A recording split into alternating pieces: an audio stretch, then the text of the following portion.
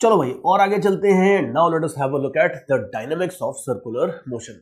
सी, circular motion की kinematics तो हम ऑलरेडी काफी अच्छे से डिटेल में देख चुके हैं और न्यूटन्स लॉ वगैरह भी अपने देखे हुए हैं। अब इन दोनों को मिला देते हैं एंड वी विल सी कि अगर मान लो कोई पार्टिकल सर्कुलर मोशन कर रहा है तो स्पेसिफिकली देखेंगे कि उसके ऊपर हम न्यूटन्स लॉ यहाँ पे किस तरीके से लगाते हैं।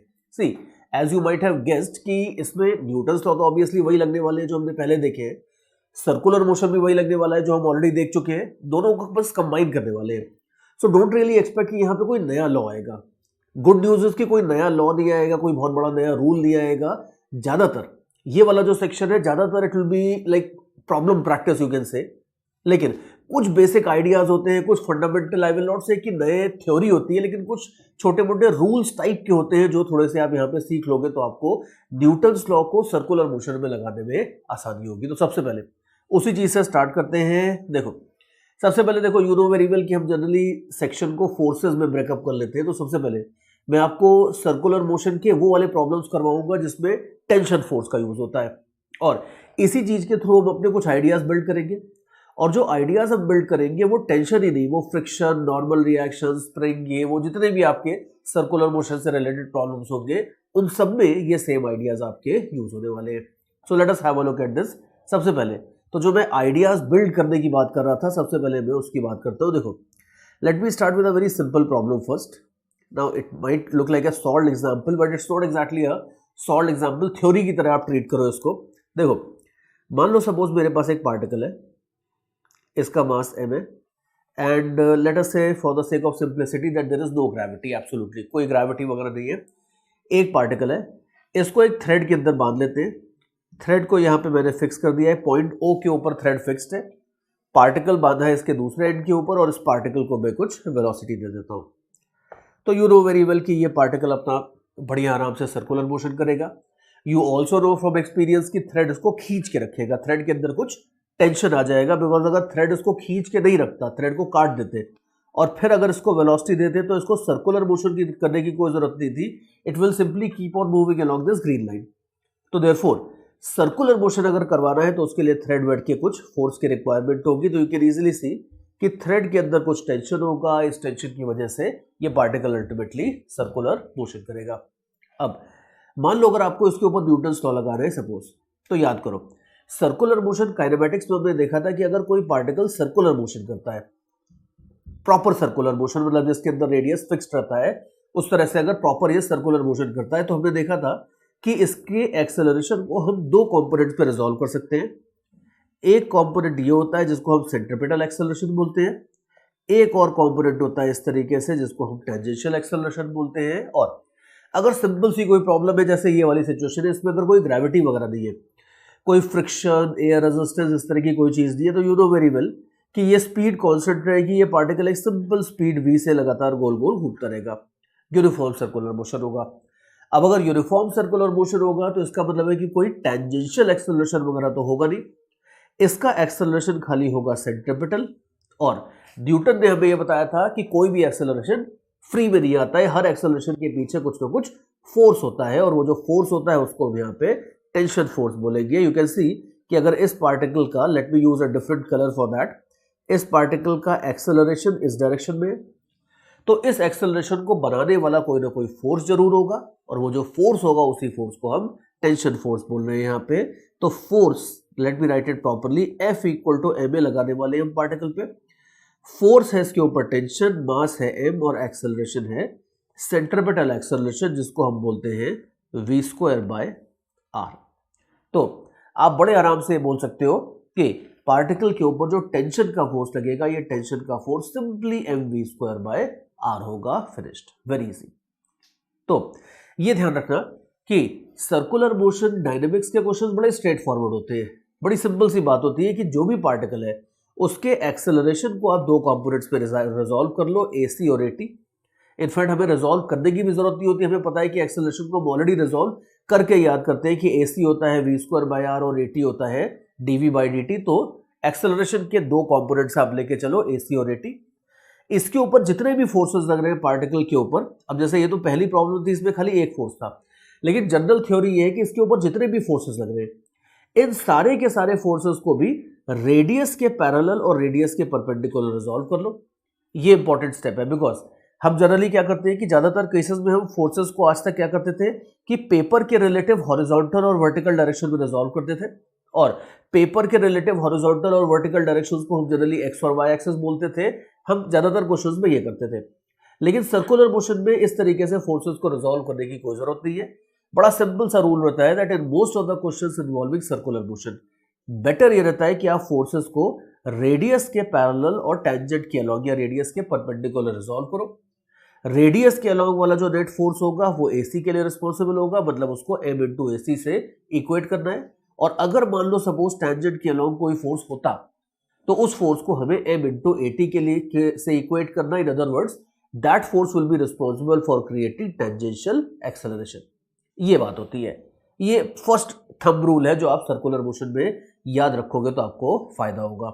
जैसे मैं आपको एक और क्वेश्चन करवाता हूं इसमें। अभी तो मैंने ग्रेविटी को नेग्लेक्ट कर दिया था, now let me bring back the gravity. See, मान लो सपोज सिचुएशन ये है कि ये एक तरह से मान लो एक एक्स एक्सिस टाइप की मान लेते हैं, ये एक वर्टिकल लाइन है, ये वाई एक्सिस हो गई मान लो अपनी। ठीक है, अभी सिचुएशन ये है कि मेरे पास वापस एक पार्टिकल है, सिंपल पेंडुलम जैसे हमने कभी ना कभी देखा होगा अपने डिस्कशंस में कि there is a thread of length L जिसके अंदर मैंने एक पार्टिकल को बांध दिया है, और इस पार्टिकल को मैं क्या करता हूं, इस पार्टिकल को मान लो सपोज मैं यहां से जो बॉटम पॉइंट होता है यहां से एक एंगल थीटा के ऊपर लेके आता हूं, और इस पोजीशन से मान लो सपोज मैं इस पार्टिकल को रिलीज कर देता हूं। तो यू नो वेरी वेल कि ये ऐसे जाएगा, ऐसे आएगा, इस तरीके से ये ऑसिलेट करता रहेगा। अब ऑसिलेशन होगा, बड़ी अच्छी बात है, लेकिन अगर ऑसिलेशन का कोई भी पार्ट अगर आप देखो तो उसमें ये पार्टिकल एक सर्कुलर पाथ के आर्क के अलॉन्ग मूव कर रहा है। इन अदर वर्ड्स मानता हूं कि ये पार्टिकल पूरा सर्कुलर मोशन नहीं कर रहा, लेकिन एटलीस्ट ये सर्कल के आर्क के अलॉन्ग मूव कर रहा है और सर्कुलर मोशन डेफिनेटली कर रहा है। तो अगर यहां से आप इस पार्टिकल को रिलीज करोगे और फिर इसके बाद आपसे पूछा जाए बताओ कि रिलीज करने के बाद इस थ्रेड के अंदर टेंशन कितना होगा, दिस दैट, सारी इसकी एनालिसिस पूछी जाए सपोज, तो now you can easily see कि अब इस पार्टिकल के मोशन को आप देख लो इस तरीके से। मान लो रिलीज करने के जस्ट बाद अगर आप फोर्सेस देखते हो तो कौन कौन से फोर्सेस हैं, पहले तो आप देख लो, एक तो टेंशन लगेगा, दूसरा अगर आप देखो तो इसके ऊपर mg लगेगा। आप सोच के देखो कि जितने चीजें ऑब्जेक्ट को, किसी भी ऑब्जेक्ट को टच करती है वो फोर्सेस लगा सकती है, और बिना टच किए लगाने वाले फोर्सेस में हमने अभी तक खाली एक फोर्स देखा है, दैट इज mg। तो फोर्सेस अगर आप देखो तो इस पार्टिकल के ऊपर खाली ये दो फोर्सेस लगेंगे और कोई फोर्स ही लगेगा। और इसके बाद इस पार्टिकल का मोशन अगर आप देखते हो तो वो भी देखते हैं। सी, इस पार्टिकल का जो भी एक्सेलरेशन होगा, या जो भी एक्सेलरेशन नहीं बोलना चाहिए, जो भी मोशन होगा या जो भी इसकी वेलोसिटी धीरे धीरे डेवलप होनी शुरू होगी, वो ऐसे ब्लू लाइन जो मैंने बनाई है टेंजेंट, इस टेंजेंट के अलॉन्ग इसकी वेलोसिटी धीरे धीरे डेवलप होगी। लेकिन ध्यान रखना कि अगर हमने इसको रिलीज किया है तो रेस्ट से रिलीज करने के जस्ट बाद अगर आप देखोगे तो इसकी वेलोसिटी तो नहीं होगी। तो अगर मान लो मुझे अब इसके बाद इसकी फोर्स एनालिसिस पूरी करनी है तो ये ध्यान रखना कि इसमें मैं कौन से फोर्स को रिजॉल्व करूंगा। ज्यादातर तो हम ये करते थे कि जो टेढ़ा फोर्स होता था उसको रिजॉल्व करते थे। टेढ़ा मतलब किसके रिलेटिव, पेपर के रिलेटिव। आपके पेपर का जो एक एज होती है उसके रिलेटिव जो टेढ़ा फोर्स होता था उसको हम जनरली रिजॉल्व करते थे। तो नॉर्मली तो हम टेंशन को रिजॉल्व करते थे, लेकिन सर्कुलर मोशन में ध्यान रखना that it will be much better in most of the cases कि आप mg को रिजॉल्व करो। मतलब mg को रिजॉल्व करो नहीं बोलना चाहिए, आप उस फोर्स को रिजॉल्व करो जो रेडियस के पैरेलल नहीं है। टेंशन आप देखो, टेंशन ऑलरेडी रेडियस के अलॉन्ग है, so you don't need to resolve it at all. लेकिन mg नहीं है, तो अगर आपको रिजॉल्व करना है तो इस केस में आप mg sin थीटा और mg cos थीटा में इन फोर्सेस को रिजॉल्व कर लो। And now you can see कि इस प्रॉब्लम के अंदर जो सेंटर की तरफ जो फोर्स लग रहा है वो है tension minus mg cos theta. So this force will be equal to m into AC। और दूसरा आप देखो टेंजेंट के डायरेक्शन में कौन सा फोर्स लग रहा है, टेंजेंट के डायरेक्शन में लग रहा है mg sin theta. So this will be responsible for creating tangential acceleration. So this is how you are going to make the equations. और बाकी इस पर्टिकुलर प्रॉब्लम में अगर आप देखो तो रिलीज करने के जस्ट बाद अगर आपको कैलकुलेशंस करने को बोल रहे हैं तो रिलीज करने के जस्ट बाद वेलोसिटी जीरो है, तो v स्क्वायर बाय r भी जीरो होगा, centripetal acceleration will certainly B zero. तो रिलीज करने के जस्ट बाद अगर आप देखो तो ये चीज जीरो हो जाती है और अगर ये चीज 0 हो जाती है तो टेंशन आपका सिंपली mg cos थीटा हो जाता है, फिनिश्ड। इसी तरीके से अगर आपको सेकेंड इक्वेशन में आप कैंसिलेशन कर दो मास का, तो आपके पास मिल जाएगा AT, मतलब rate of change of speed अगर आपको चाहिए, तो ये हो जाती है आपके पास g sin थीटा। तो इस पर्टिकुलर प्रॉब्लम में तो आप लेट अस से कि ये रिजल्ट्स निकाल सकते हो, टेंशन आपने निकाल लिया और rate of change of speed निकाल लिया। मान लो मैं प्रॉब्लम को थोड़ा सा और बड़ा कर देता हूं, मान लो मैं बोलता हूं कि यार सिचुएशन थोड़ी और कॉम्प्लिकेटेड थी। इस पार्टिकल को लेट अस से मैंने यहां से रिलीज किया था, थोड़ा और ऊपर से रिलीज किया था, और उसके बाद ये गिरता जा रहा था। गिरते गिरते गिरते जिस इंस्टेंट के ऊपर ये एंगल थीटा बन रहा था, उस इंस्टेंट के ऊपर कितना टेंशन था, मान लो ये निकालने को बोल रहा हूं। ध्यान से देखो कि हम कैलकुलेशंस उसी एंगल के ऊपर कर रहे हैं जहां पे हमने पहले इक्वेशंस लिखी है। बस फर्क ये है कि अगर आपने इसको थोड़ा सा ऊपर से रिलीज किया था तो यहां तक पहुंचते पहुंचते ये कुछ वेलोसिटी डेवलप कर लेगा। मान लो अगर ये सिचुएशन है और आपको ये गिवन है कि यहां तक आते आते इसने एक स्पीड डेवलप कर ली है v, ये v की वैल्यू आपको अगर लेटर से गिवन है, तो तब आप 100% बोल सकते हो कि ये जो AC है अब ये 0 नहीं होगा, ये AC हो जाएगा mv²/r। तो अब अगर आपको लेटर से कि टेंशन चाहिए, तो टेंशन की इक्वेशन हो जाएगी tension is equal to mg cos theta plus mv²/r। ये आपके पास टेंशन की वैल्यू आ जाएगी। ऑल्सो नोट केयरफुली कि v का वैल्यू कुछ भी आने का दूसरी इक्वेशन के ऊपर कोई फर्क नहीं पड़ेगा।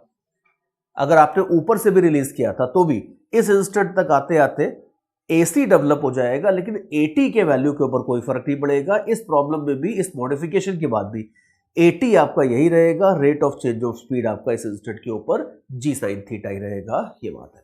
So that's basically the idea. तो कोर कंसेप्ट हमने क्या डेवलप किया है? कोर कंसेप्ट हमने ये डेवलप किया है कि सर्कुलर मोशन काइनेमेटिक्स में हम ऑलरेडी ये चीज देख चुके थे कि एक्सेलरेशन को AC और AT के तरह से रिजॉल्व करना ज्यादा बेटर रहता है। अब एक्सेलरेशन को अगर हम ऑलरेडी टेंजेंट और रेडियस के अलॉन्ग रिजॉल्व कर रहे हैं अगर मान लो, तो बेटर ये रहता है कि जब आप फोर्सेस की बात करते हो तो फोर्सेस को भी रेडियस और टेंजेंट के अलॉन्ग रिजॉल्व करो। रेडियस के अलॉन्ग जो नेट फोर्स होता है वो AC क्रिएट करता है, और टेंजेंट के अलॉन्ग जो नेट फोर्स होता है वो AT क्रिएट करता है। So that is how the things work. जितना भी सर्कुलर मोशन आएगा, पूरे के पूरे डायनेमिक्स ऑफ सर्कुलर मोशन में ये एक छोटा सा कोर कंसेप्ट है, ये याद रखना, इससे आपका काफी फायदा होगा। और हालांकि अगेन आई विल से कि कोर कंसेप्ट खाली इतना नहीं, अभी मैं इस कंसेप्ट को थोड़ा सा और डेवलप करने वाला हूं, लेकिन ये कह सकते हो कि ये पहला कोर कंसेप्ट है जिससे आपका काफी सारा काम होने वाला है। अब दूसरे कोर कंसेप्ट के ऊपर आते हैं। देखो, दूसरा जो कोर कंसेप्ट है वो ये है कि हम इसमें थोड़ा सा एक सूडो फोर्स का आइडिया लगा देते हैं। See, let me show you how the things work. Idea ये है, पहले तो देखो, let's get rid of all this rough work. मान लो सपोज ऐसा करते हैं कि जो अपनी ओरिजिनल प्रॉब्लम थी उसी के ऊपर वापस जाते हैं। जो सबसे पहली प्रॉब्लम अभी थोड़ी देर पहले मैंने आपको दिखाई थी, जिसमें मान लो सपोज मेरे पास एक पार्टिकल था, कोई ग्रेविटी वगैरह नहीं है इसके अंदर। मान लो सपोज एक पार्टिकल है और इस पार्टिकल को मैं एक स्पीड v दे देता हूं और ये आराम से बढ़िया स्पीड v से यूनिफॉर्म सर्कुलर मोशन कर रहा है। मान लो ये सिचुएशन थी। हमने देखा था कि इसके अंदर टेंशन किस तरीके से निकालते हैं, tension equal to m into AC करके हमने टेंशन निकाल लिया था। That was quite easy. अब मैं इसी ओरिजिनल या इसी प्रॉब्लम को मैं थोड़ा सा एक डिफरेंट अप्रोच से सॉल्व करने वाला हूं। देखो, मान लो suppose instead of you observing this problem from ground, असली चीज देखने की बजाय अगर मान लो मैं थोड़ा सा चेंज करता हूं, मैं कहता हूं कि यार मैं ये जो पार्टिकल गोल गोल घूम रहा है ना, मैं इस पार्टिकल के ऊपर ही जाके बैठ जाता हूं। अब ध्यान से देखो, अगर मैं इस पार्टिकल के ऊपर ही जाके बैठ जाता हूं इधर, तो पार्टिकल के ऊपर जाके बैठने का सबसे अच्छा फायदा ये होगा कि पार्टिकल अब मुझे स्टेशनरी दिखाई देगा। तो पार्टिकल के ऊपर बैठ जाऊंगा तो मुझे पार्टिकल स्टेशनरी दिखाई देगा, मतलब उसकी वेलोसिटी भी जीरो दिखाई देगी, उसका एक्सेलरेशन भी जीरो दिखाई देगा। और इसका मतलब ये है कि पार्टिकल पे के ऊपर बैठने के बाद अगर उसका एक्सेलरेशन जीरो है तो इसका मतलब ये है कि मुझे अब ऐसा लगेगा कि इसके ऊपर नेट फोर्स जीरो होना चाहिए। लेकिन हमने ये भी पढ़ा था सूडो फोर्स देखते टाइम कि ऐसा नहीं है कि आप कहीं भी बैठ के न्यूटन सेकंड लॉ लगा सकते हो। न्यूटन सेकंड लॉ लगाने का अधिकार खाली उस बंदे को था जिसका खुद का एक्सेलरेशन जीरो। लेकिन अगर आप आपका खुद का भी एक्सेलरेशन है और फिर अगर आप न्यूटन लॉ लगाने की कोशिश कर रहे हो, तो न्यूटन ने तो कहा था कि यार ऐसे बंदे को तो न्यूटन लॉ लगाने का अधिकार है ही नहीं। लेकिन हम लोग एडजस्टमेंट कर लेते, तो हमने कहा था कि नहीं सर, हम थोड़ा सा एडजस्टमेंट कर लेंगे इसमें। ये बंदा अगर थोड़ा सा पेनल्टी पे कर देगा सूडो फोर्स वाला, तो ये फिर न्यूटन्स लॉ लगा सकते हैं, न्यूटन हैड सेड कि हाँ ठीक है भाई, बात ठीक है, कर लेना ये काम। तो अब यहाँ पे आप देखो कि यहाँ पे ये जो पार्टिकल है, ये पार्टिकल कर रहा है सर्कुलर मोशन। अब आप इसी पे बैठ गए हो तो आप भी सर्कुलर मोशन कर रहे हो, और अगर आप सर्कुलर मोशन कर रहे हो तो आपका एक एक्सेलरेशन हो जाएगा AC इस डायरेक्शन में। और हमने देखा था कि अगर कोई भी एक्सेलरेटेड बंदा न्यूटन्स लॉ लगाता था तो उसकी कीमत उसको ये चुकानी पड़ती थी कि उसको ऑपोजिट डायरेक्शन में एक सूडो फोर्स लगाना पड़ता था इस तरीके से।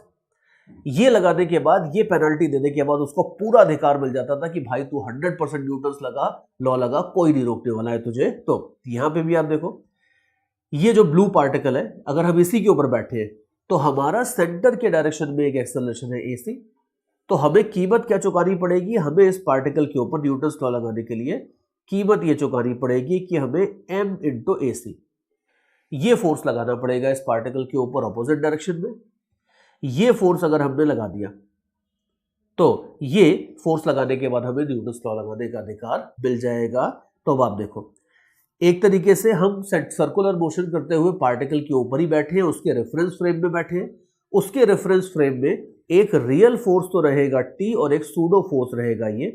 तो उसके रेफरेंस फ्रेम में जब आप इक्वेशन लिखने की कोशिश करोगे तो आपको लिखना होगा that the net force is tension minus pseudo force, and in this reference frame now the particle is stationary. तो अब ये पार्टिकल अगर स्टेशनरी है तो उसके ऊपर नेट फोर्स 0 होगा, तो आप इसको सिंपली 0 कर दो तो घूम फिर के आपकी इक्वेशन वही बन जाएगी that tension will be mv²/r। और वो तो खैर होना ही था, बिकॉज फिजिक्स के लॉज ऐसे हैं कि आप ऐसे सॉल्व करो या वैसे सॉल्व करो, अल्टीमेटली सेम ही रिजल्ट आने वाला है, ऑब्वियसली होगा वो। लेकिन ये तरीका होता है कि अगर आप किसी भी सर्कुलर मोशन करते हुए पार्टिकल के ऊपर ही बैठ जाते हो, यूनिफॉर्म सर्कुलर मोशन अगर कर रहा है पार्टिकल और अगर आप उसके ऊपर बैठ जाते हो, तो जितना पार्टिकल का एक्सेलरेशन होता है उसके हिसाब से आपको ऑपोजिट डायरेक्शन में एक फोर्स लगाना पड़ता है। और ये जो सूडो फोर्स होता है, ये सूडो फोर्स लगाने के बाद आपको पार्टिकल स्टेशनरी दिखाई देगा, and then you can solve the whole problem very easily. और ये जो सूडो फोर्स होता है इसका एक नाम होता है, इनफैक्ट ये जो टेक्निक हमने डेवलप करी है ये कोई नई नहीं है, सूडो फोर्स की टेक्निक तो बहुत पुरानी है, लेकिन सर्कुलर मोशन वाला जो सूडो फोर्स है ये इतना ज़्यादा यूज होता है कि इन्होंने इसका एक अलग से नाम दे दिया है। ये जो सूडो फोर्स होता है इसका एक अलग से नाम होता है। इस सूडो फोर्स को क्या बोलते हैं? ये बिल्कुल सही, बहुत बचपन से आपने ये चीज पढ़ी होगी, कहीं ना कहीं सुनी होगी। इस सूडो फोर्स को ये लोग सेंट्रीफ्यूगल फोर्स बोलते हैं। कौन सा फोर्स है? Centrifugal force. ध्यान रखना है कि सेंट्रीफ्यूगल फोर्स कोई असली फोर्स नहीं होता है। जैसे अगर मान लो सपोज आप किसी गाड़ी में बैठे हो और गाड़ी टर्न करने लगती है और आपकी टेंडेंसी बाहर जाने की होती है, तो ध्यान रखना है कि आपकी टेंडेंसी बाहर जाने की नहीं होती है, आपकी टेंडेंसी तो अपना इनर्शिया मेंटेन करने की होती है। लेकिन आपका इनर्शिया अगर आप मेंटेन करोगे तो आप उसके सर्कुलर पाथ से बाहर जाना शुरू कर दोगे, तो आपको लगता है एक तरीके से कि आप बाहर जा रहे हो। तो सेंट्रीफ्यूगल फोर्स ध्यान रखना है कि एक तरह का सूडो फोर्स है, there is nothing new in centrifugal force, but फिर भी ये इतना ज्यादा यूज होता है सर्कुलर मोशन में कि इसका एक नाम अलग से दे दिया गया है। तो ये नाम आप ध्यान रखना, this force is known as centrifugal force. और सर्कुलर मोशन को के प्रॉब्लम्स को सॉल्व करने की अब हमारे पास दो टेक्निक्स हैं।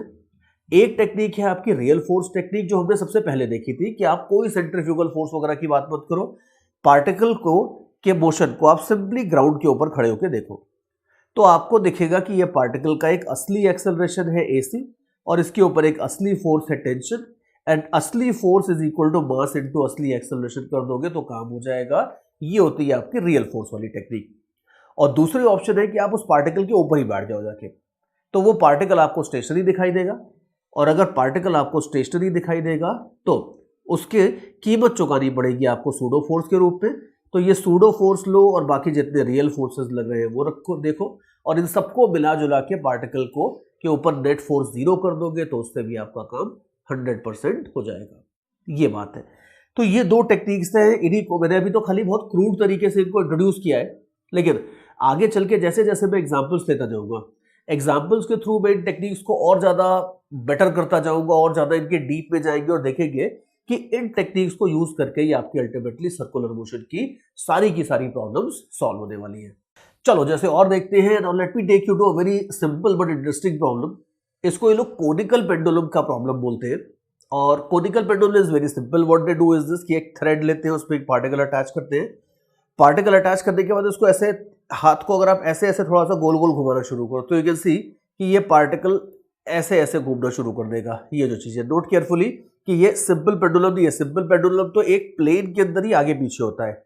ये अगर आप देखो जो पार्टिकल है उसको थोड़ा सा टेढ़ा करके अगर आप ऐसे वेलोसिटी दे दो स्क्रीन के बाहर या स्क्रीन के अंदर तो ये इस तरीके से गोल गोल घूमना शुरू कर देगा कोन बनाते हुए। जो थ्रेड है आप ध्यान से देखो कि थ्रेड एक कोन टाइप का बनाएगा।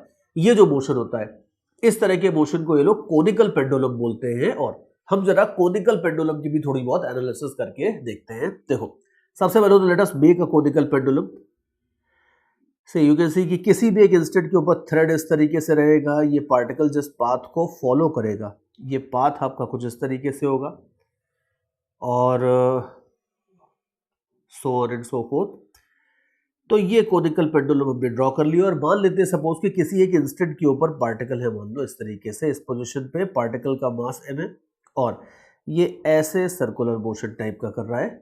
आपको मान लो सपोज मैं ये दे देता हूं कि इसके सर्कुलर मोशन की जो एंगुलर स्पीड है ओमेगा ये आपको दी है, थ्रेड की लेंथ आपको दी है, ये एंगल थीटा को मान लो सपोज जो थ्रेड होगा वो थ्रेड ऑब्वियसली वर्टिकल से एक एंगल बनाएगा। लेट अस से कि इस एंगल को मैं थीटा से डिनोट कर देता हूं। और अब इसके बाद जरा इसकी हम थोड़ी सी एनालिसिस करके देखते हैं कि कौन कौन से फोर्सेस लग रहे हैं इस पार्टिकल के ऊपर, क्या हो रहा है। जैसे देखो एक चीज तो रफली आप बोल सकते हो कि अगर आप इस पार्टिकल को थोड़ी कम वेलोसिटी दोगे तो जब ये घूमेगा तो उसमें थ्रेड थोड़ा वर्टिकल से कम एंगल बनाएगा। ज्यादा वेलोसिटी दोगे तो थ्रेड काफी बड़े एंगल के ऊपर घूमने वाला है। तो मोस्ट प्रोबेबली यू कैन सी से कि ओमेगा ज्यादा दोगे तो थीटा ज्यादा होगा। और हमारा टारगेट बेसिकली यही है कि मान लो सपोज अपने को ये ओमेगा और थीटा में रिलेशन निकालना है। Let us say that this is our M.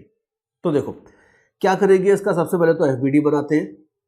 FBD बनाने के लिए आप देख लो इसके ऊपर जो फोर्सेस है एक तो लग रहा है टेंशन, दूसरा आप देख लो दूसरा फोर्स लग रहा है इसके ऊपर mg।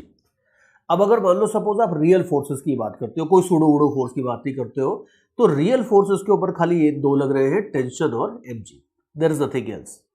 और ध्यान से देखो कि हमारा जो थंब रूल था वो ये था कि जनरली बेटर रहता है कि फोर्सेस को हम रेडियस के पैरेलल और रेडियस के परपेंडिकुलर रिजॉल्व करें।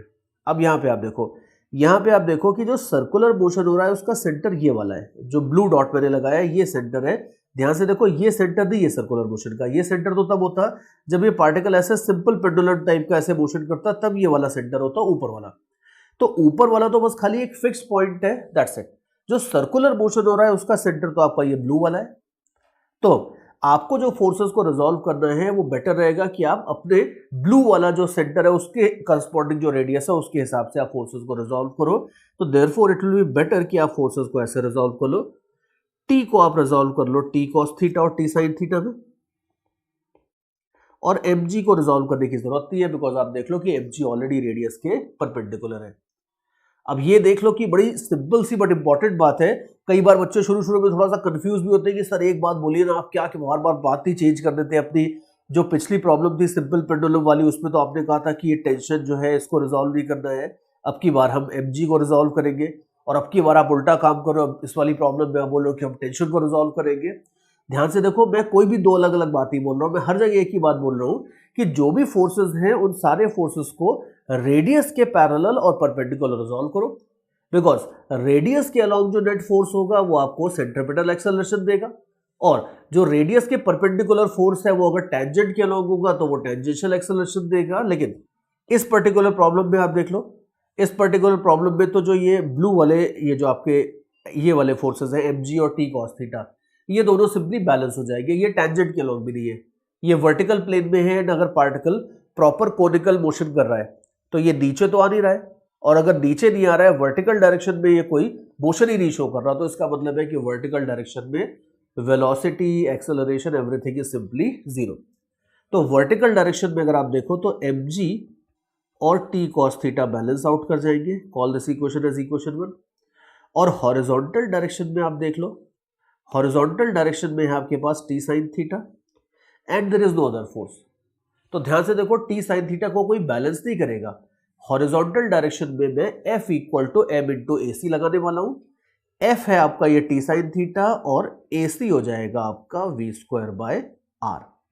अब r भी थोड़ा ध्यान से देखना कि ये r अलग है और थ्रेड का लेंथ अलग है। ध्यान से देखो कि आर भी आपको गिवन नहीं है क्वेश्चन में, इसीलिए मैंने उसको बस अलग से ही स्मॉल आर लिखा है, but what ever be the case जो सेंट्रिपिटल एक्सेलरेशन है वो हो जाएगा v स्क्वायर बाय आर। और इस प्रॉब्लम के पर्सपेक्टिव में देखो तो बेटर रहेगा कि हम इसे ओमेगा स्क्वायर आर लिखते हैं, बिकॉज नोट वेरी केयरफुली कि आपको v नहीं गिवन है, आपको ओमेगा गिवन है प्रॉब्लम में। तो therefore t sine theta is equal to m omega square into r. Now note very very very carefully, r कितना होगा, ये l है, ये थीटा है, तो r जो है ये r और कुछ नहीं है, ये हो जाएगा आपका l sine theta, which brings a big smile on our face because you can see कि ये साइन थीटा तो कैंसिल हो जाएगा। तो काम खत्म, हमें बड़े आराम से टेंशन की वैल्यू मिल गई है m omega square into L. That's very easy. तो टेंशन हमें मिल गया इतना। नोट केयरफुली कि m भी आपको दिया था, ओमेगा भी आपको दिया था, l भी आपको दिया था, तो टेंशन तो आपको मिल जाएगा इतना। और बाकी और अगर कुछ आपको चाहिए इसमें व्हाटएवर, तो जो भी और कुछ चाहिए वो आप निकाल सकते हो, बट यहाँ पे we are not interested in anything more. हमारा टास्क बेसिकली ये था कि हम इसके फ्री बॉडी डायग्राम बनाए, इसकी फोर्स एनालिसिस करें, और जो चाहिए वो सारी चीजें हम निकाल सकते हैं। So that's how the things work. तो रूल क्या हुआ अपना, दो रूल्स हमने डेवलप किए हैं। एक है आपका सिंपल रियल फोर्स एनालिसिस या रियल फोर्स मेथड, उसमें हम सारे फोर्सेस को रेडियस के पैरेलल और परपेंडिकुलर रिजॉल्व करते हैं। रेडियस के अलोंग वाले जो फोर्सेस होते हैं उनको m इंटू ए सी के इक्वेट कर देते हैं, अगर टेंजेंट के अलोंग फोर्सेस होते हैं तो उनको हम m इंटू ए टी के इक्वल कर देते।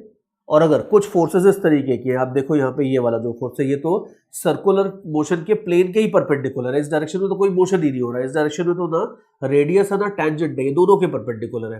तो अगर इस तरह से कोई फोर्सेस होते हैं जिनके तरफ कोई मोशन ही नहीं हो रहा होता, तो उनको हम सिंपली बैलेंस आउट कर देते हैं और इक्वेशंस बना के आगे सॉल्व कर लेते हैं। दूसरा अपना मेथड है सूडो फोर्स मेथड, जिसके ऊपर अभी हमने ज्यादा कुछ सॉल्यूशन नहीं किया प्रॉब्लम्स का उसके थ्रू, लेकिन सूडो फोर्स मेथड में हम जनरली क्या करते हैं कि हम पार्टिकल के ऊपर ही जाके बैठ जाते हैं।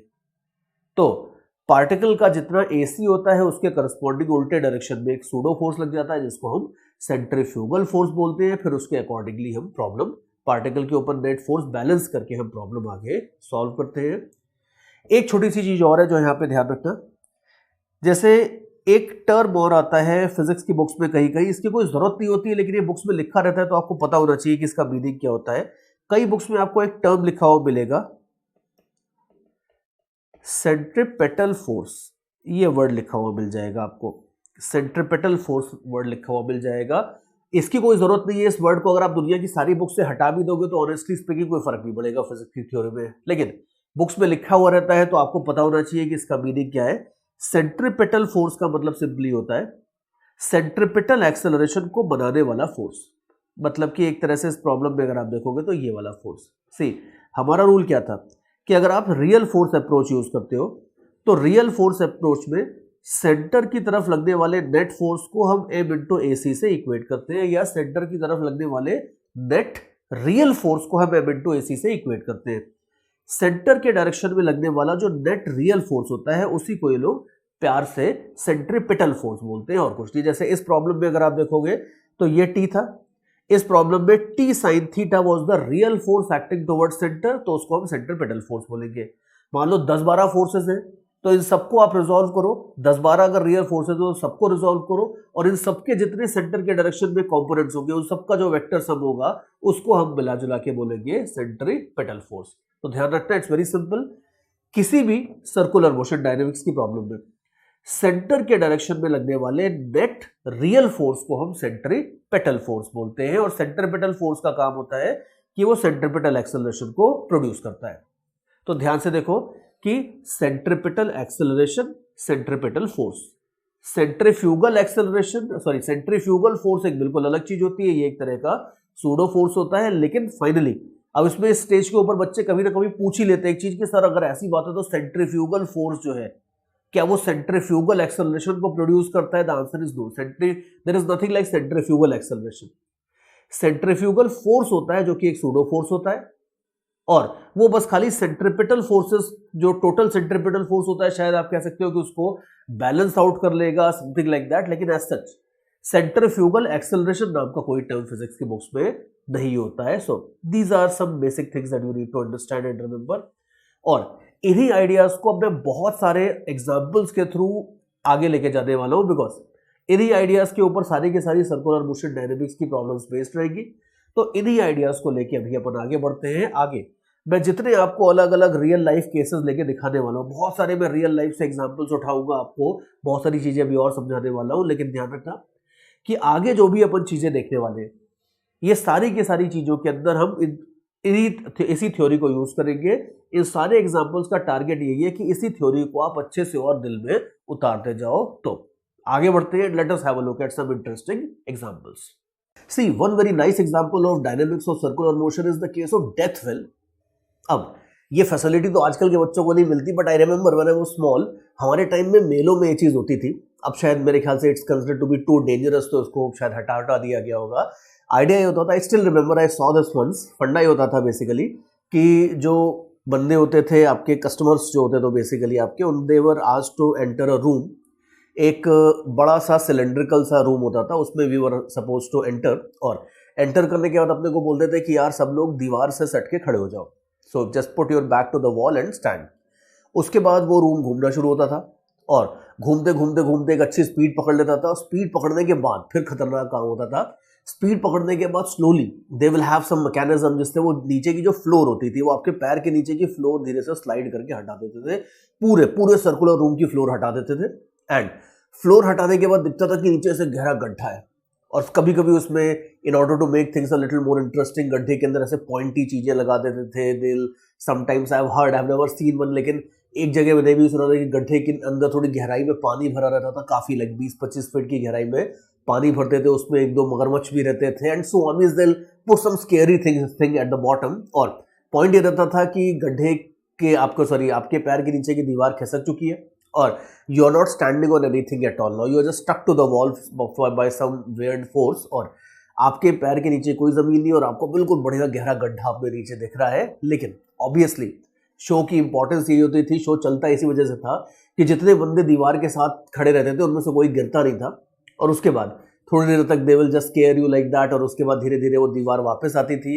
वापस आने के बाद जो आपका जो रूम था उसका रोटेशन धीरे धीरे बंद होता था, and then we will all exit.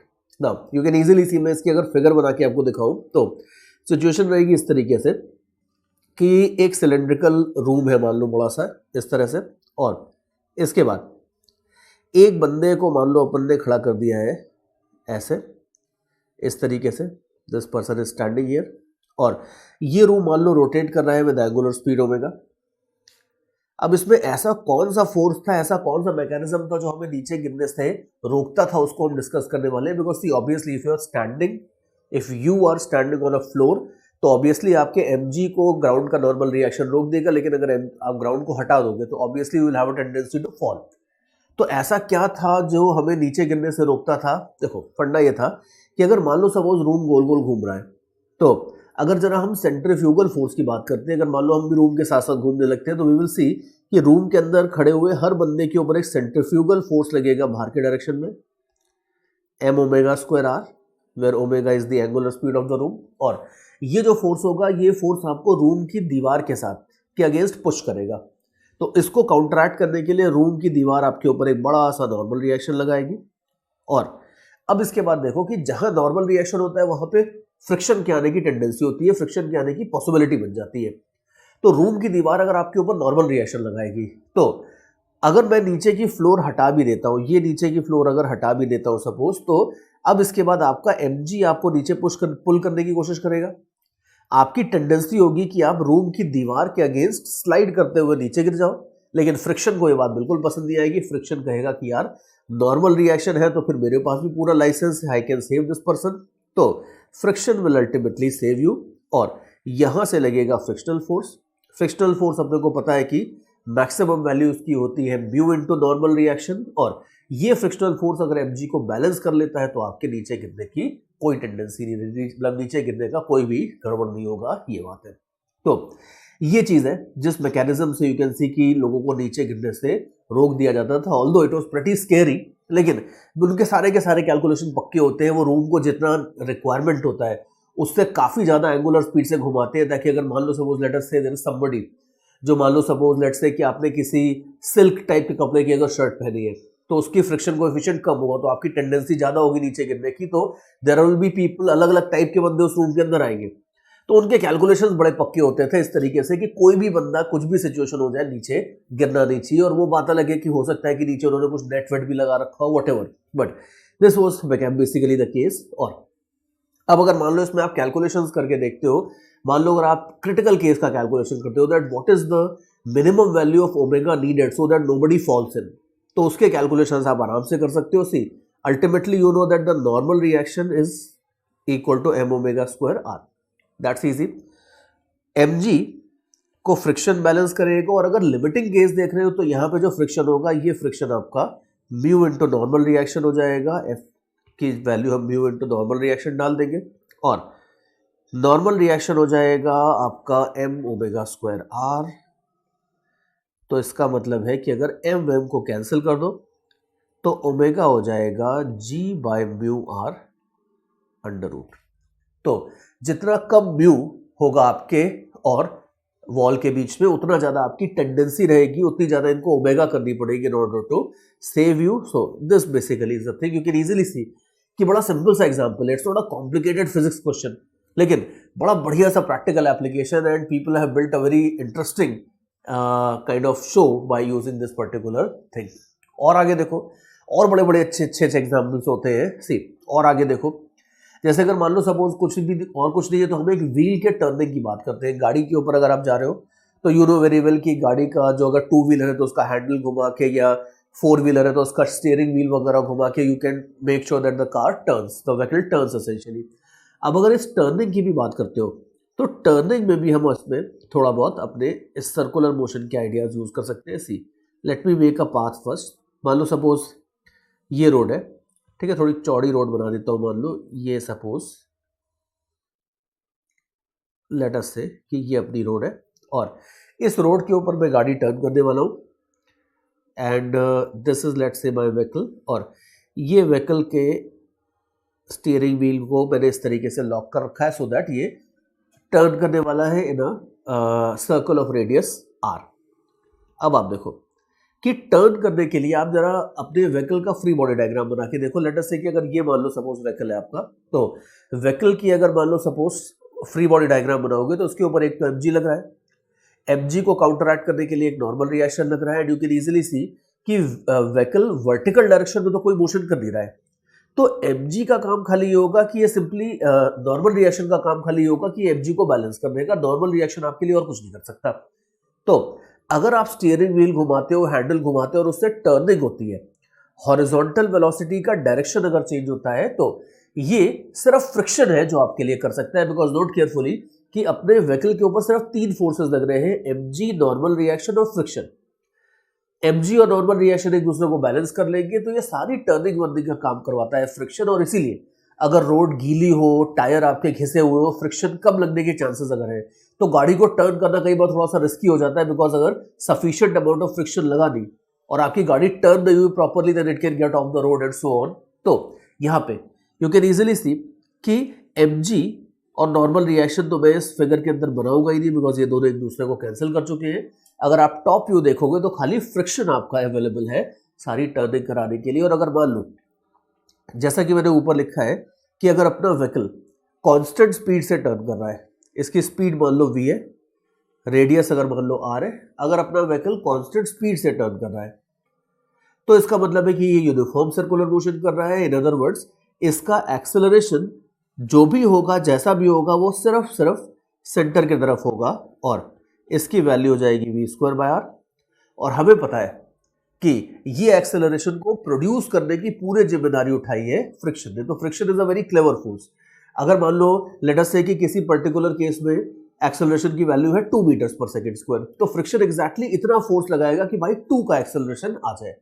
अगर 4 की रिक्वायरमेंट है तो फ्रिक्शन इतना फोर्स लगाएगा कि 4 का एक्सेलरेशन आ जाए, एंड सो ऑन। तो यू कैन इजीली सी कि जो फ्रिक्शनल फोर्स होगा उसको भी मैं ग्रीन एरो से डिनोट करता हूं। Frictional force in this case will be towards centre, and frictional force is equal to mass into acceleration अगर आप कर दोगे ऐसे। तो ये जो फ्रिक्शनल फोर्स है, अगर इसको m इंटू AC कर दोगे तो फ्रिक्शनल फोर्स आ जाएगा mv²/r। इतना फ्रिक्शनल फोर्स आराम से लग जाएगा। और व्हीकल्स के टायर्स वगैरह को इस तरीके से डिजाइन किया जाता है, रोड्स को इस तरह से डिजाइन किया जाता है कि इनके बीच में काफी फ्रिक्शन हो, बिकॉज फ्रिक्शन कम नहीं पड़ना चाहिए। लेकिन फिर भी अगर मान लो लिमिटिंग केस लेते हैं कि फ्रिक्शन, मान लो सपोज आपने इतना ज्यादा तेजी से टर्न किया कि फ्रिक्शन बिल्कुल अपनी मैक्सिमम वैल्यू लगाने पे मजबूर हो जाता है मान लो, तो यू कैन इजीली सी कि फ्रिक्शन की मैक्सिमम वैल्यू हो सकती है mu static multiplied by normal reaction. तो अगर लिमिटिंग केस देख लेते हो तो लिमिटिंग केस में mu static into normal reaction is equal to mv square by r हो जाएगा। And you know that normal reaction is mg, और म्यू स्टैटिक को मैं सिंपली म्यू लिख देता हूं बिकॉज स्टैटिक इज अंडरस्टूड। तो अगर ये सब कर देते हो सपोज, तो you can easily see that v की वैल्यू हो जाएगी म्यू rg अंडर रूट। और वैसे तो देखो ऐसा नहीं कि कोई बहुत बड़ा महान फॉर्मूला है, विद इन सेकेंड्स आप इस रिजल्ट को डिराइव कर सकते हो, बट आई रिमेंबर कि स्कूल में इस फॉर्मूले की बड़ी इंपॉर्टेंस होती है कि अगर एक हॉरिजॉन्टल रोड के ऊपर गाड़ी टर्न करनी है तो कितनी मैक्सिमम स्पीड से आप गाड़ी टर्न कर सकते हो सो दैट द गाड़ी डज नॉट स्लिप, और उसकी वैल्यू ये आ जाती है। इसको कई बार ये लोग लिमिटिंग वेलोसिटी या जो भी बोलना चाहे बोल देते हैं, but this is the maximum velocity with which you can turn a car on a horizontal road so that the car does not slip, car or any other vehicle does not slip. Although slipping के अगर आप गाड़ी की turning की बात करते हो तो खाली स्लिपिंग इंपॉर्टेंट नहीं होती है, स्लिपिंग के साथ साथ बहुत सारे फेनोमेना और भी होते हैं। कई बार ऐसा होता है कि गाड़ी की हाइट अगर ज्यादा है तो वो स्लिप नहीं मारती है, ऐसे पलट जाती है, ओवरटर्न कर जाती है। लेकिन overturn, I hope you understand कि ओवरटर्न जो है, ओवरटर्निंग में रोटेशन की इंपॉर्टेंस आएगी, बिकॉज एक बड़ा ऑब्जेक्ट होगा, उसके रोटेशन वगैरह का पूरा काम होगा। तो यहाँ पे अभी हमने रोटेशन चैप्टर तो पढ़ा दिया, आगे चल के जब रोटेशन चैप्टर आएगा वहां पे हम गाड़ियों की टॉपलिंग की या ओवरटर्निंग की भी बात करेंगे। यहाँ पे हम उसकी बात बिल्कुल नहीं करने वाले। यहाँ पे हम खाली एक चीज की बात करेंगे कि गाड़ी के स्लिप होने की क्या कंडीशंस होती है। और पहला छोटा सा डेरिवेशन हमने कर लिया है कि अगर कांस्टेंट स्पीड से अगर आप एक गाड़ी को टर्न कर रहे हो तो this is the maximum speed with which this गाड़ी कैन टर्न, ताकि ये स्लिप नहीं करे। और आगे चलते हैं। अब जरूरी नहीं है कि आप व्हीकल को कांस्टेंट स्पीड से ही टर्न करो, कई बार ऐसा होता है कि व्हीकल को आप वेरिएबल स्पीड से भी टर्न करते हो। भाई गाड़ी जब टर्न हो रही है उस समय आप ब्रेक भी लगा सकते हो, थोड़ा सा अगर चाहिए तो उस समय आप एक्सेलरेटर भी दे सकते हो। अगर मान लो ऐसी सिचुएशन है कि ये अपना व्हीकल है यहाँ पे ऐसे, और किसी एक इंस्टेंट के ऊपर इसकी स्पीड तो v है, लेकिन मान लो मैंने इसको एक्सेलरेटर भी थोड़ा सा दे रखा है तो इसकी स्पीड चेंज भी हो रही है थोड़ी सी, यानी कि इसका टेंजेंशियल एक्सेलरेशन भी है। और मान लो मैंने आपको टेंजेंशियल एक्सेलरेशन की वैल्यू भी दे रखी है कि भाई ये है इसका rate of change of speed. ठीक है, कुछ वैल्यूज ले लेते हैं just to be kind of make things clearer. मान लो मैं आपको दे देता हूँ कि एक गाड़ी टर्न हो रही है और किसी इंस्टेंट के ऊपर इस गाड़ी की स्पीड है मान लो 4 मीटर्स पर सेकेंड, और this speed is increasing at the rate of, let us say, 2 meters per second square at this particular instant। ये सिचुएशन है। और अब क्वेश्चन है कि इस गाड़ी के ऊपर फ्रिक्शनल फोर्स कितना लग रहा होगा एट दिस पर्टिकुलर इंस्टेंट। मास वगैरह चाहिए तो दे देता हूँ, लेट्स से गाड़ी का जो मास है ये है 1000 kg, जी तो अपन 10 मान ही लेंगे, वो सब ठीक है। और म्यू चाहिए तो चलो मैं म्यू की भी वैल्यू दे देता हूँ 0.5। All these things are given. Suppose radius most important, 10 metres के रेडियस में अगर मान लो ये गाड़ी घूम रही है, लेट अस से कि ये सारी सिचुएशन है। म्यू चलो मैं नहीं देता हूँ, म्यू के ऊपर थोड़ी सी बात करेंगे बाद में। मान लो सपोज कोई गाड़ी है और ये टर्न कर रही है, किसी एक इंस्टेंट के ऊपर इसकी स्पीड है 4 और इसकी स्पीड इंक्रीज हो रही है at the rate of 2 metres पर सेकेंड स्क्वायर, और बाकी सारा डेटा दिया है। अब क्वेश्चन मेरा ये है कि इस इंस्टेंट के ऊपर कितना फ्रिक्शनल फोर्स रिक्वायर्ड होगा, what is the frictional force required at this particular instant so that the vehicle does not slip while turning. तो मैं लिख लेता हूं हमारा टारगेट क्या है, फ्रिक्शनल फोर्स कितना रिक्वायर्ड होगा ये अपने को निकालना है। अब देखो फ्रिक्शनल फोर्स कितना रिक्वायर्ड होगा ये निकालना है अपने को, देखते हैं। सी फ्रिक्शनल फोर्स आप देखो, अब की बार प्रॉब्लम थोड़ी सी है कि एसी के साथ साथ कुछ एटी भी है, दोनों है। एंड नोट केयरफुली कि यहां पे भी मेन बात तो वही रहेगी कि अगर कोई गाड़ी कैसे भी टर्न हो, एमजी और नॉर्मल रिएक्शन तो बैलेंस करेंगे, they don't have any other option. और हॉरिजॉन्टल प्लेन में अगर आप देखो तो हॉरिजॉन्टल प्लेन में फोर्स लगाने वाला सिर्फ एक बंदा है और वो है फ्रिक्शन। पिछली बार क्या था कि अगर पिछली बार खाली गाड़ी कांस्टेंट स्पीड से जा रही थी तो सिर्फ एसी था। अब आप खुद ही सोचो कि अगर आपको खाली एक काम करना हो तो आप अपना पूरा का पूरा कॉन्सेंट्रेशन उसी डायरेक्शन में लगा दोगे। लेकिन अगर आपको फिजिक्स भी पढ़नी है, केमिस्ट्री भी पढ़नी है, 2 सब्जेक्ट मान लो भी पढ़ने हैं आज, तो आपको थोड़ा सा टेंशन इधर लगाना पड़ेगा, थोड़ा सा टेंशन इधर लगाना पड़ेगा। भाई बंदा तो एक ही है, लेकिन 2 सब्जेक्ट पढ़ने हैं तो आपको अपनी अटेंशन, अपना फोर्स दोनों तरफ लगाना होगा। तो आप क्या कहोगे कि टोटल टाइम का कुछ कॉम्पोनेंट इसको दोगे और कुछ कॉम्पोनेंट इसको दोगे। अब वही सेम चीज बेचारे फ्रिक्शन को अब की बार करनी होगी। फ्रिक्शन भी अगर आप देखो तो अब की बार परेशान हो जाएगा, कहेगा कि यार तेरे को टर्निंग भी करनी है, तेरे को स्पीड भी बढ़ानी है, सब कुछ करना है। तो भाई ठीक है, सब कुछ अल्टीमेटली फ्रिक्शन को ही संभालना है। तो फ्रिक्शन कहेगा कि ठीक है, अब मैं थोड़ा अजीब से डायरेक्शन में लगूंगा।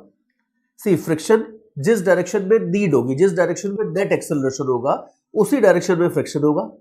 और फ्रिक्शन कहेगा कि मैं इस डायरेक्शन में लेटर से लगता हूं इन सच अ वे कि मेरा ये वाला कंपोनेंट एसी को क्रिएट कर दे और ये वाला कंपोनेंट एटी को क्रिएट कर दे। In other words you can say that कि external force is equal to mass into acceleration. ये होता है न्यूटन सेकंड लॉ। अब यहां पे एक्सेलरेशन है आपका AC square plus AT square under root, और आपको पता है कि ये सारा का सारा एक्सेलरेशन सिर्फ और सिर्फ फ्रिक्शन ने क्रिएट किया है और कोई रिस्पॉन्सिबल है ही नहीं इसको क्रिएट करने के लिए। तो therefore now you can see कि मास की वैल्यू जो आपको दी है वो डाल दो। AC हम अलग से जरा निकाल लेते हैं। AC हो जाएगा आपका v square by r, so that is like 16/10, that is 1.6। AT अगर आप देखोगे तो ये आपको दिया है 2, तो ये 2 स्क्वायर कर दो, रूट तो आप ले ही लोगे, ये बात है।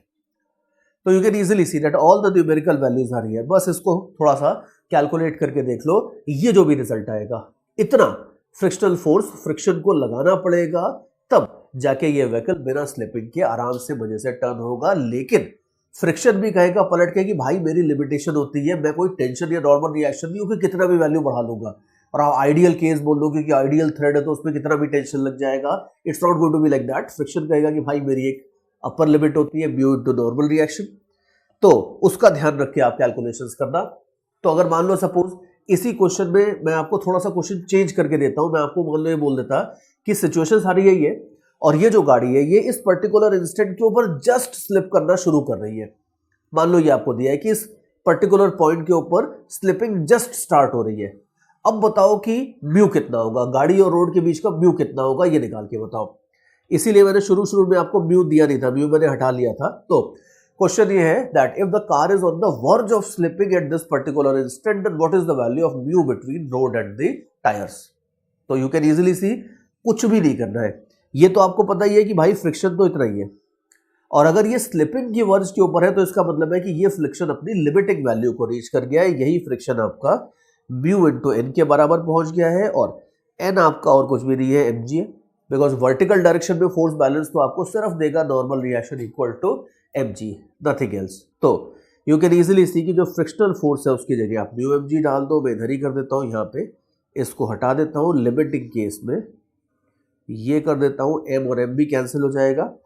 तो म्यू अगर आपको चाहिए तो this whole numerator divided by g, ये कर दोगे तो आपको म्यू की भी वैल्यू मिल जाएगी। अगर म्यू इससे कम है तो ये गाड़ी ऑलरेडी स्लिप हो चुकी है, और अगर इससे ज्यादा है तो कंफर्टेबली चल रही है, लेकिन एटलीस्ट इतने म्यू की रिक्वायरमेंट होगी for the car to not slip at this particular instant. तो इस तरीके से आप देख लो कि सर्कुलर मोशन डायनेमिक्स में कोई नई बात नहीं है, वही F इक्वल टू एम हम लगा रहे हैं, बस एक ही जगह जनरली तो AC आता है, लेकिन अगर नॉन यूनिफॉर्म सर्कुलर मोशन होता है तो एक ही जगह AC और AT दोनों का कॉम्बिनेशन भी आ जाता है। This is how we work things out.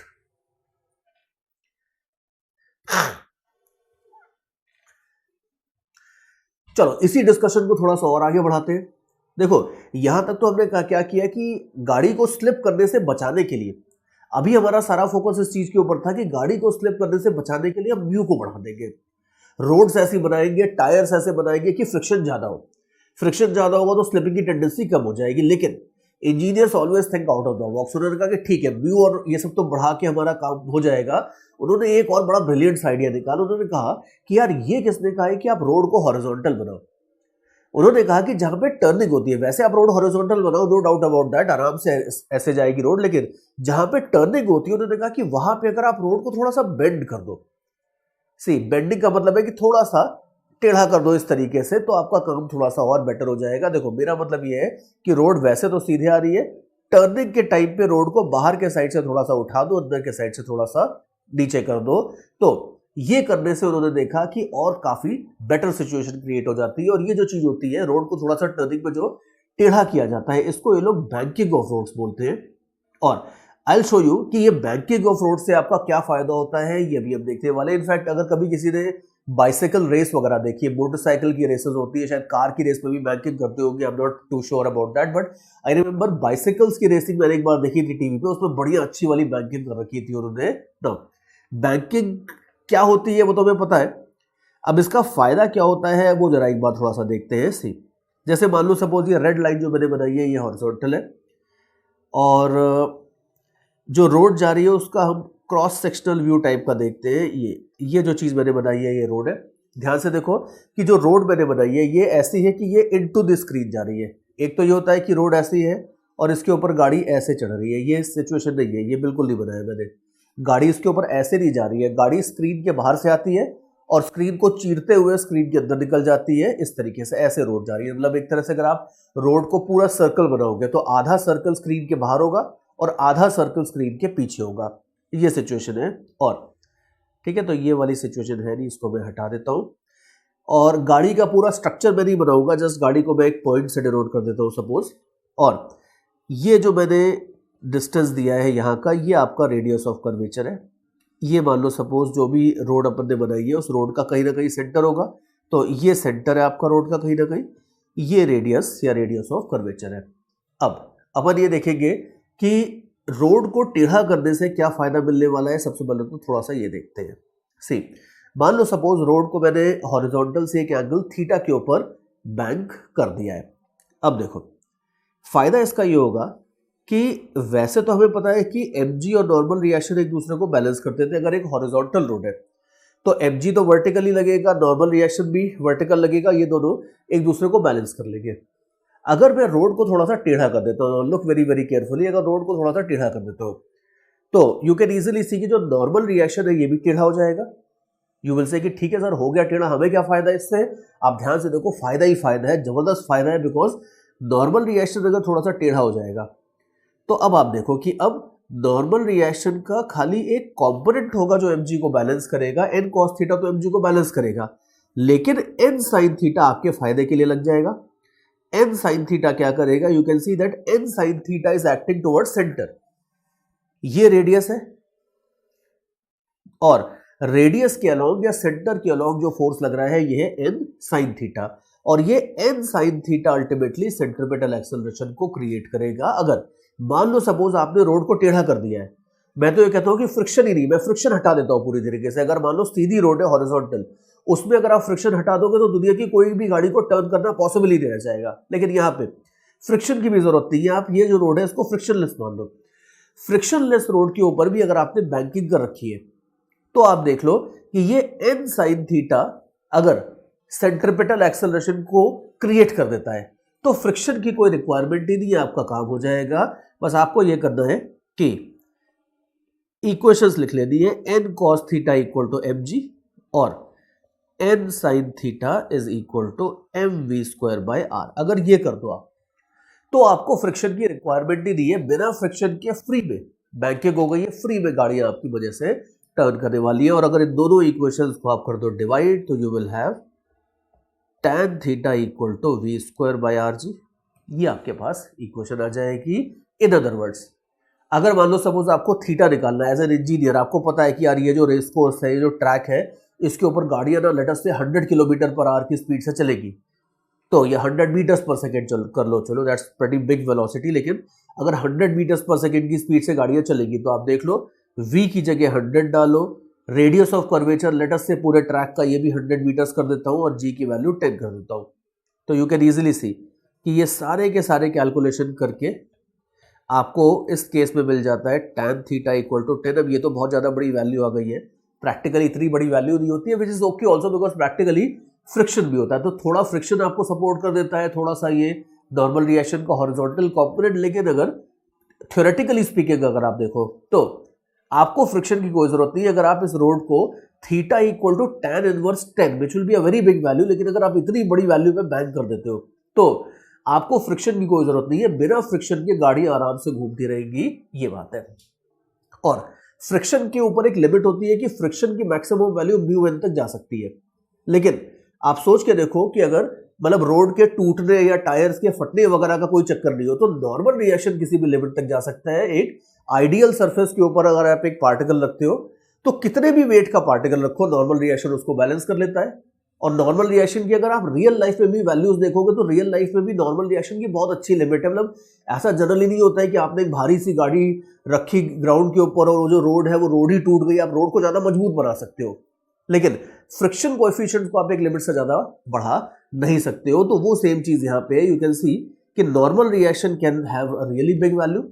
तो अगर आप बैंकिंग कर दोगे, सही एंगल की अगर आप बैंकिंग कर दोगे तो गाड़ियां बड़े मजे से, बड़े सही तरीके से बिना फ्रिक्शन के भी मुड़ सकती है। और ये लोग करते हैं। इनफैक्ट खाली ऐसा नहीं है कि रेस कोर्सेज वगैरह में करते हैं, इवन जो बड़े बड़े हाईवेज वगैरह बनते हैं आजकल इंडिया में, बड़े अच्छे अच्छे हाईवेज बन रहे हैं, तो ये जो हाईवेज वगैरह बनते हैं इनमें भी जहाँ पे आपको शार्प टर्न्स वगैरह लेने होते हैं, उनको पता है कि यहाँ पे गाड़ियां स्पीड से चलेंगी, वहां पे वो बैंकिंग का एंगल दे देते हैं, आपके लिए टर्निंग बहुत स्मूथ हो जाती है, ये बात है। तो ये कंसेप्ट होता है एंगल ऑफ बैंकिंग का। हालांकि अब आप देखो कि मैंने ये जो आइडियल सा केस ले लिया है कि फ्रिक्शन को तो मैंने हटा ही दिया, मतलब ये नहीं होता है, लेकिन अगर इस आइडियल से केस को ले लो तो इससे प्रॉब्लम भी आएगी। प्रॉब्लम ये आएगी कि मान लो सपोज आप एक रोड के ऊपर जा रहे हो, रोड ऐसे बैंक कर दी है इंजीनियर्स ने, और मान लो सपोज एक जगह पे आपको लेट अस से की गाड़ी रोकनी होती है फॉर सम रीजन।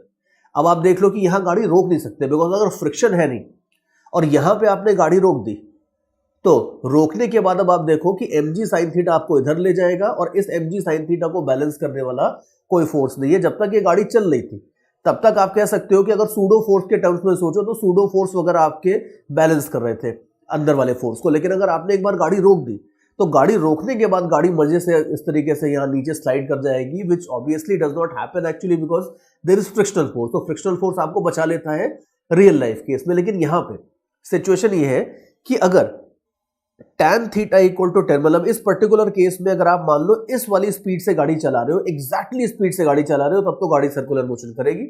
हल्की सी अगर इससे कम करोगे स्पीड तो गाड़ी अंदर आ जाएगी, और हल्की इससे ज्यादा करोगे तो गाड़ी रोड के बाहर चली जाएगी, which is practically going to be a very difficult thing to do. कि एग्जैक्टली मान लो इस इक्वेशन को सेटिस्फाई करने के लिए स्पीड आती है 100 मीटर्स पर सेकेंड, तो एग्जैक्टली इस ट्रैक के ऊपर 100 मीटर्स पर सेकेंड की स्पीड से गाड़ी चला सकते हो। अगर 99 किया तो अंदर गए, 101 किया तो बाहर चलेगा। अब ये प्रैक्टिकली कोई ऐसे गाड़ी नहीं चलाता है, बट आइडियल केस में आप ये सब बोल सकते हो। और ये जो रिजल्ट है, ये रिजल्ट कॉम्पिटिटिव एग्जाम्स के हिसाब से तो मैं नहीं कहूंगा कि बहुत इंपॉर्टेंट है, बट स्कूल वूल में मुझे पता है कि इसके ऊपर ये लोग क्वेश्चंस पूछते रहते हैं। तो स्कूल पॉइंट ऑफ व्यू से अगर आपकी बिल्कुल मास्टरी है फिजिक्स में तो आप इसको एग्जाम में डिराइव कर लेना, एक हल्की सी 5-10 सेकंड की डेरिवेशन होती है इसकी।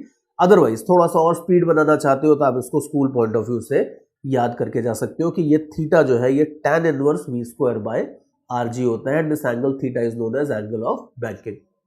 लेकिन हम इसमें और स्कूल लेवल से तो खैर काफी और ऊपर जाने वाले हैं। Now let me take you to the practical case. ये तो खाली आपको समझाने के लिए था फ्रिक्शनलेस वाला केस कि भाई फ्रिक्शन के बिना भी काम चल सकता है, लेकिन अब अगर फ्रिक्शन भी होगा और आपने बैंकिंग भी कर दी है तो काम ऑब्वियसली बहुत बेटर हो जाएगा, और ये ज्यादा रियल लाइफ केस है। तो अब जरा मैं आपको इसके ऊपर लेके चलता हूं। सी विद फ्रिक्शन वाला जो बैंकिंग होता है, जरा इसको देखते हैं। ये ज्यादातर स्कूल्स में तो नहीं करवाते हैं, लेकिन कुछ स्कूल्स में करवा भी देते हैं कभी कभी, और कॉम्पिटिटिव एग्जाम्स के हिसाब से यही वाला केस इंपॉर्टेंट है, बिकॉज उनको भी पता है कि फ्रिक्शनलेस बैंकिंग वाला जो केस है उसमें तो ऑनेस्टली कुछ होता ही नहीं है, very too simple for competitive exams. तो किसी भी कॉम्पिटिटिव एग्जाम के हिसाब से ये वाले पार्ट को आपको अच्छे से मास्टर करना है। Now let me show you situation क्या है। देखो सिचुएशन तो अल्टीमेटली तो वही होगी कि एक रोड है जिसको मान लो मैंने एक एंगल थीटा के ऊपर बैंक कर रखा है। अब वो उसका सेंटर वेंटर में नहीं दिखाने वाला हूं, बिकॉज दैट इज अंडरस्टूड कि आगे चल के कहीं ना कहीं सेंटर तो होगा ही उसका।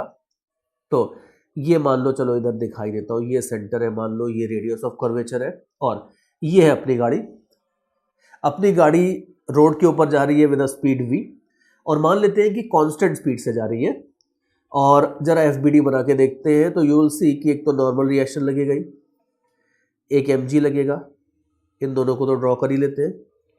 इसके साथ साथ सेंट्रीफ्यूगल फोर्स को भी ड्रॉ कर लेते हैं। सी, अब ध्यान से देखना कि हम वैसे तो कोशिश ये करते हैं कि जो प्रॉब्लम है उसमें प्रॉब्लम्स को रियल फोर्स वाली अप्रोच से सॉल्व किया जाए, लेकिन अगर आप सूडो फोर्स लगा के, सेंट्रीफ्यूगल फोर्स लगा के देखोगे तो you will see that it will generally be easier for you to visualize the things more properly by using centrifugal force। तो जहां पे भी चीजें थोड़ी भी कॉम्प्लेक्स होनी शुरू होती है, आई वुड रिकमेंड कि आप रियल फोर्स अप्रोच छोड़ के सूडो फोर्स अप्रोच के ऊपर आ जाओ। In other word, centrifugal force लगा के आप प्रॉब्लम सॉल्व करो, यू विल फाइंड चीजों को विजुलाइज करना आपके लिए बहुत ज्यादा आसान हो जाएगा if you use centrifugal force. तो अगर मान लो आपकी गाड़ी टर्न कर रही थी और आप गाड़ी के ऊपर ही बैठ के सब कुछ ऑब्जर्व कर रहे हो, तो आपको लगेगा कि भाई मेरी गाड़ी तो स्टेशनरी है, बट उसके लिए आपको एक कीमत चुकानी पड़ेगी और वो होगी सेंट्रीफ्यूगल फोर्स। तो अब ध्यान रखना कि आपकी गाड़ी स्टेशनरी है, एक रोड है जो बैंक कर रखी है और बैंक्ड रोड के ऊपर एक गाड़ी स्टेशनरी बैठी हुई है, और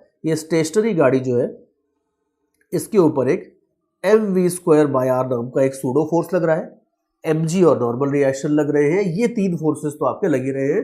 फ्रिक्शन मैंने अभी नहीं बनाया बिकॉज फ्रिक्शन किधर लगेगा, कैसे लगेगा, ये बहुत सारी चीजों पे डिपेंड करेगा। सी, अब आप देखो कि फ्रिक्शन या तो इसको बाहर ले जाने की कोशिश कर सकता है या इसको अंदर लाने की कोशिश कर सकता है, दो ऑप्शन है।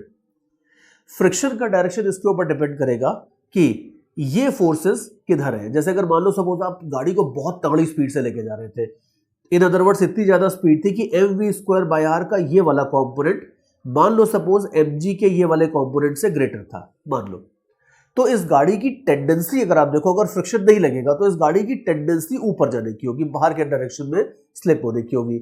और अगर इसकी टेंडेंसी ऐसे जाने की होगी बाहर के डायरेक्शन में, तो फ्रिक्शन इसको बाहर जाने से रोकने के लिए फ्रिक्शन अपना फोर्स लगाएगा अंदर के डायरेक्शन में, यानी कि नीचे के डायरेक्शन में।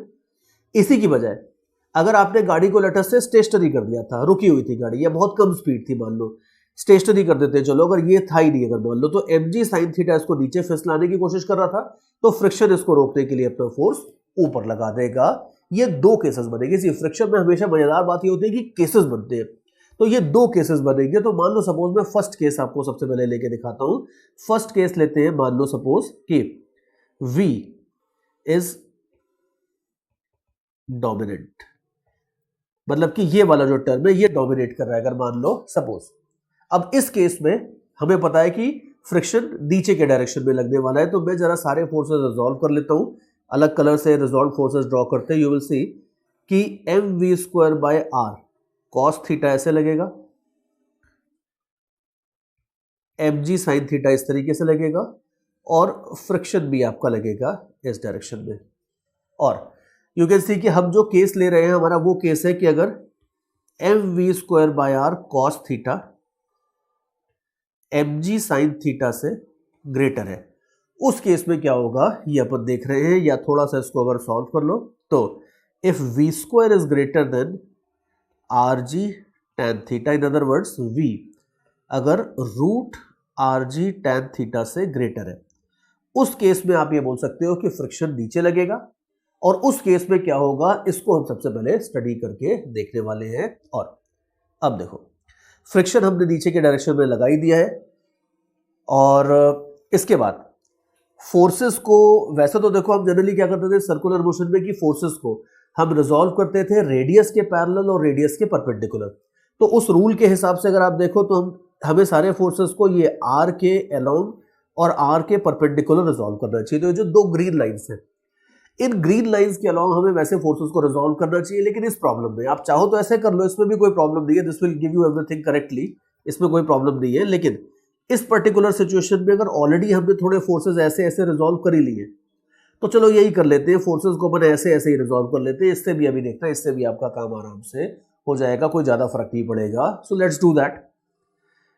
सी, अगर आप बाकी फोर्सेस को भी रिजॉल्व कर लो तो थोड़ा अलग अलग कलर से दिखा देता हूँ। mg का ये कॉम्पोनेंट हो जाएगा mg cos theta, mg sin theta तो ड्रॉ कर ही दिया है, नॉर्मल रिएक्शन को रिजॉल्व करने की जरूरत नहीं है। और mv²/r का भी कॉम्पोनेंट हो जाएगा mv²/r sin थीटा।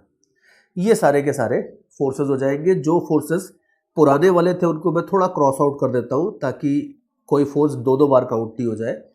तो अभी आप देख लो, ये सारे फोर्सेस हैं, ग्रीन और ब्लू कलर से जो फोर्सेस के कॉम्पोनेंट लिखे हैं।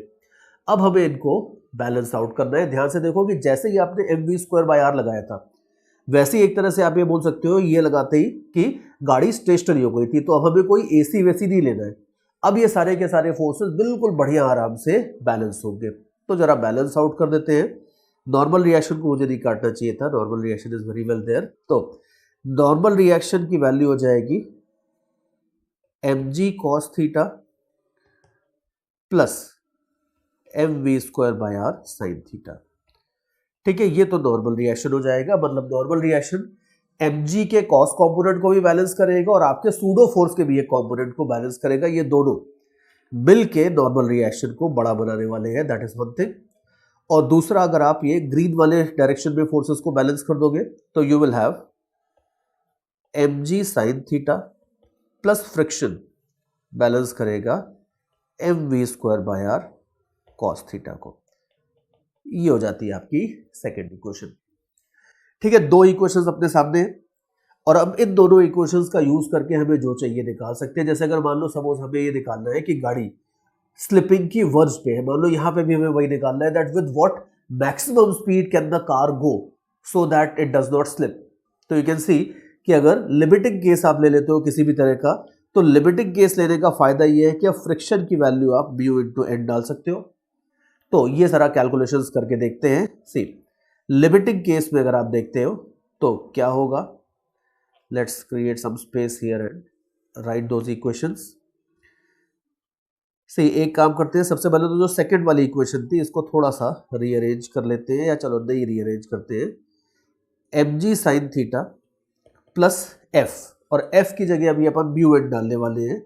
तो म्यू एन मतलब mu mg cos theta plus mu into mv square by R sine theta. बड़ा लंबा एक्सप्रेशन हो गया लेकिन आसान है। कंसेप्चुअली अगर आप देखोगे तो बड़ी सिंपल चीज है, although the calculations are a little bit lengthy as far as writing is concerned. Limiting case में आपका ये सिचुएशन बन जाएगा। अब इसको थोड़ा सा सिंप्लीफाई कर लेते हैं तो you will have mg sine theta plus mu cos theta is equal to, जो mv स्क्वायर बाय आर वाले टर्म्स है दोनों को राइट पे लेके जाते हैं तो ये हो जाएगा mv square by R cos theta minus mu sine theta. सी फिजिक्स में कभी भी अगर आप एक आइडियल केस लेके देखोगे तो हमेशा छोटा बनता है। अगर रियल लाइफ केसेस देखते हो उसमें एजम्पशंस हटाना शुरू करते हो तो कैलकुलेशंस बड़े होते जाते हैं। यहाँ पे भी यही हो रहा है कि अगर आप एक एक्चुअल इंजीनियर से बात करोगे जो रोड कंस्ट्रक्ट करने वाला है तो वो फ्रिक्शनलेस वाला केस सुन के तो हंसने ही लगेगा। वो कम से कम अगर बात करेगा भी तो इस लेवल पे तो डेफिनेटली बात करेगा। तो इसी को थोड़ा सा भी आगे बढ़ाते हैं। यू विल सी कि हमें स्पीड चाहिए थी, मान लो हमें लेट अस सी कि हमें स्पीड चाहिए थी, that what is the maximum speed with which the car can take a turn on this particular surface. तो अब आप देखो, you can see that we are nearly there. v square will be equal to R G, bracket में sine theta plus mu cos theta divided by cos theta minus mu sine theta. ये आपके पास v square की value आ जाती है।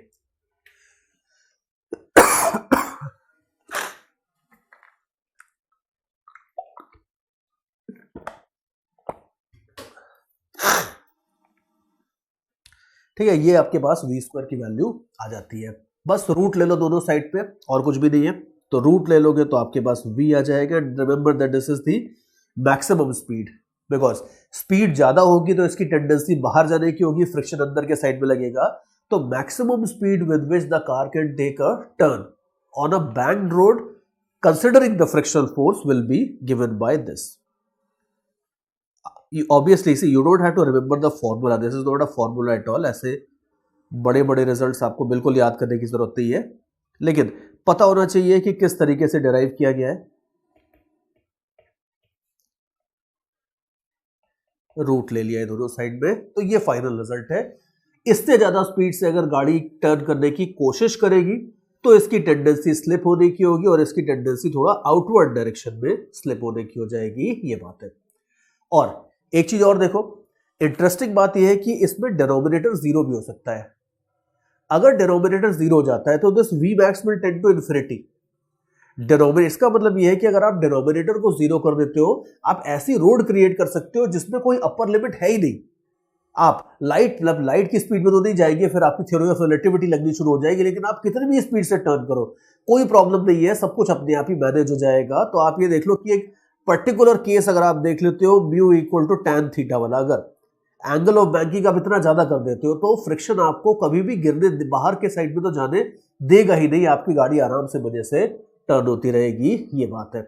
हालांकि अब प्रैक्टिकली अगर आप देखो तो रोड के और टायर्स के बीच का म्यू काफी हाई होता है, तो ऐसा अगर मान लो म्यू की वैल्यू अगर 1 है तो कोई 45 डिग्री के ऊपर गाड़ी उसको रोड को नहीं टर्न करेगा। That road will look very dangerous कि रोड को आपने 45 डिग्री के ऊपर बैंक कर दिया। जनरली 2 डिग्री, 5 डिग्री, 10 डिग्री के आसपास की बैंकिंग होती है, not more than that, but still ये एक सिचुएशन है जहां पे आप की गाड़ी कभी भी किसी भी स्पीड पे चले जाओ स्लिप नहीं होगी। So that's one interesting thing.